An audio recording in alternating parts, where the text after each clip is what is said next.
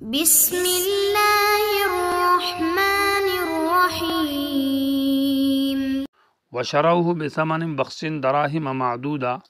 اس میں بھی دو احتمال ہے کہ یہ شروہ میں ضمیر یوسف کے بھائیوں کی طرف لوٹ رہی ہے، تو اس صورت میں معنی یہ ہوگا کہ وشروہ بیچ دیا، شرا یشری یہ خریدنا اور بیچنے دونوں کے معنی میں آتا ہے۔ وشروہ فروخت کیا یوسف علیہ السلام کے بھائیوں نے یوسف کو بثمن بخس کم مقدار، کم پیسوں کے بدلے میں، دراہم معدودہ کہ وہ چند گنتی کے دراہم تھے۔ بخسن کا معنی کم اور اس سے مراد حرام پیسے ہے، گویا کہ ایک آزاد آدمی کو بیچنا یہ تو اس کے عوض میں جو مال ہے وہ حلال نہیں ہے، اس لیے بثمن بخسن کہا کہ وہ حرام پیسے تھے، اور دراہم معدودہ وہ چند دراہم تھے جو گنتی میں آتے تھے۔ عرب کے ہاں جو چیز بڑی چیز ہوتی تھی، بڑی رقموں والی، تو اس کو وزن کر کے دیتے تھے، لیکن کم قیمت والی چیز جو ہے نا اس کے بدلے میں جو پیسے دیے جاتے ہیں وہ گنتی کر کے دیے جاتے تھے، اور وہ 40 سے کم ہوتے تھے۔ تو اس میں اشارہ ہے کہ بہت کم قیمت میں اور وہ حرام پیسے اور گھٹیا قیمت میں یوسف کو انہوں نے فروخت کر دیا۔ یا وشروہ بثمن سے مراد وہ قافلے والے ہیں جنہوں نے یوسف کو بیچ دیا کم قیمت میں۔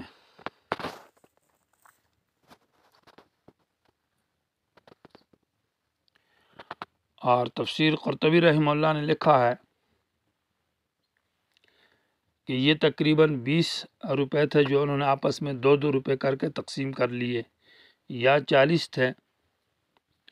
وَكَانُوا فِيهِ مِنَ الزَّاهِدِينَ، اور یوسف علیہ السلام کے بھائی فی یوسف کے بارے میں من الزاہدین بے رغبتی کرنے والے تھے۔ زاہدین جمع ہے زاہد کی، بمعنی زہد سے مشتق ہے بے رغبتی کرنا، گویا کہ ان کو یوسف میں اصل مقصد نہیں تھا کہ یہ ہمارا غلام ہے اور اس میں شوق رکھتے، ان کا مقصد تو یہ تھا کہ یوسف سے ہماری جان چھوٹ جائے اور کسی نہ کسی طریقے سے ہم اس کو نجات ملے، چاہے یہ چلے جائے۔ لیکن اس معنی یہ ہے کہ وَكَانُوا فِيهِ مِنَ الزَّاهِدِينَ، یا معنی یہ ہے کہ وہ عام لوگ جو ہے یوسف کے بارے میں بے رغبتی کرنے والے تھے۔ اس صورت میں معنی یہ ہوگا کہ یوسف انتہائی حسین اور جمیل تھا، لیکن باوجود یہ ہے کہ اللہ تبارک و تعالیٰ نے لوگوں کو یوسف میں رغبت نہیں رکھی تھی۔ وَكَانُوا فِيهِ مِنَ الزَّاهِدِينَ، عام لوگ جو ہے یوسف کے بارے میں بے رغبتی کرنے والے تھے۔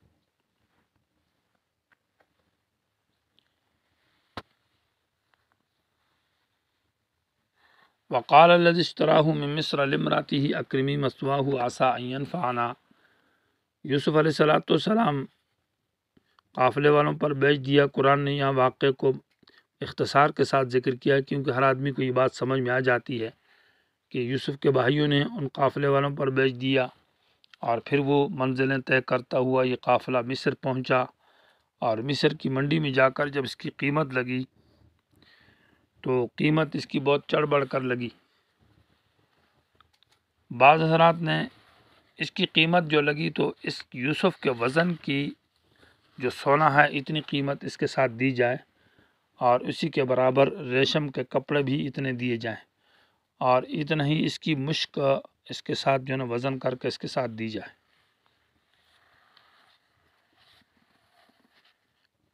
تو یہ مقدر چونکہ عزیز مصر کا تھا، جو مصر کا بادشاہ تھا، عام لوگوں کے پاس اتنی قیمت نہیں تھی، اس لیے آخر کار یوسف کو اسی نے خریدا۔ اور مصر کا جو بادشاہ تھا اس کا نام تھا قطفیر، یہ وزیر خزانہ تھا قطفیر، اور بعض حضرات نے کہا ہے کہ اس کا جو بادشاہ تھا اس کا نام تھا ریان بن اسید، اور وہ عورت جس کے گھر میں حضرت یوسف رکھے تھے اس کا نام زلیخا بنت تملیحہ تھا، یا راعیل نام تھا۔ حضرت عبداللہ بن مسعود رضی اللہ تعالی عنہ کی روایت ہے کہ 3 آدمی بڑے عقل مند اور قافیہ شناس تھے۔ ان میں سب سے پہلے ایک شخص یہ ہے کہ جو عزیز مصر ہے، جس کے نے حضرت یوسف کے کمالات کو اپنے قیافت سے معلوم کر کے بیوی کو یہ ہدایت دی کہ اس کا کھانا اور اس کی جگہ اچھی کر۔ دوسرا شخص جو حضرت شعیب علیہ السلام کی بیٹی تھی،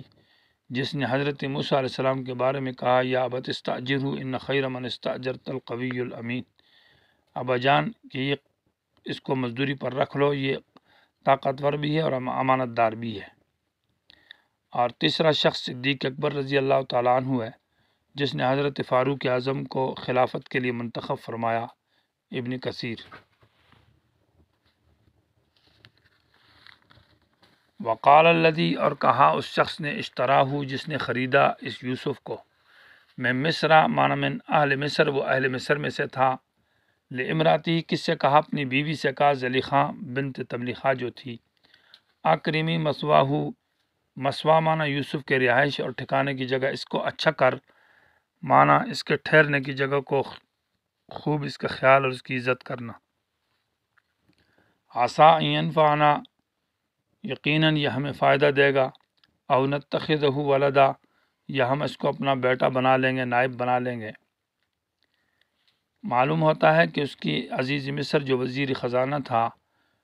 اس کے اولاد نہیں تھی، تو اس نے کہا ہم اس کو اپنی اولاد کی جگہ اپنا منہ بولا بیٹا بنا لیں گے۔ وَكَذَلِكَ مَكَّنَّا لِيُوسُفَ فِي الْأَرْضِ، اور اسی طرح ہم نے یوسف علیہ السلام کو ارض مصر کے اندر جگہ دی۔ اس میں اشارہ ہے اس بات کی طرف کہ یوسف علیہ السلام کو اللہ تعالیٰ خلافت اور حکمت اور بادشاہی عطا کریں گے، آئندہ کے لیے بشارات ہیں۔ وَلِنُعَلِّمَهُ، یعطف ہے محذوف پر،